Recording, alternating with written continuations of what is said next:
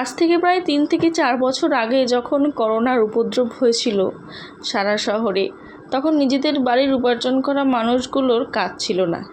তখন অনেক ভাবনা চিন্তা করার পর আমি, বৌদি আর মা মিলে শুরু করেছিলাম এই হোম ডেলিভারির কাজ।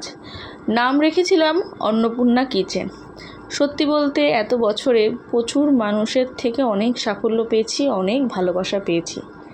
তেমনি আমাদেরই এক পুরনো নিয়মিত কাস্টমার ওরফে একজন দিদি তার শিশু সেবাশ্রমের বাচ্চাদের পিকনিকের আয়োজন করেছিলেন এবং ফোন করে একটাই কথা বলেছিলেন, ভরসা করে তোমাকে আমি দায়িত্ব দিলাম, এতদিন ধরে তোমার থেকে খাবার নিচ্ছি, আমি জানি তোমরা ঠিক পারবে।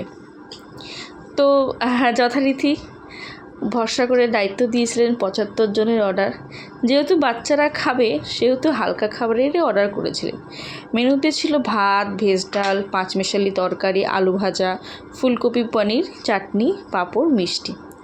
যথারীতি সেগুলো নিয়ে আমরা পৌঁছে যাই ময়দানে। সেখানে গিয়ে সব প্যাকিং করে আমরা তুলে দিই সেবাশ্রমের গাড়িতে। দিদির দেওয়া খাবারের রিভিউটা রইল, আমি আর কিছু বললাম না। তোমাদের লাগলে অবশ্যই জানিও। এই যে খাবার নিয়ে যাচ্ছিলাম এবং দেখো সেবাশ্রমের গাড়িতে আমরা সমস্ত কিছু খাবার প্যাকিং করে লোড করে দিয়েছি। দেখা হচ্ছে পরের মিনি ব্লগে।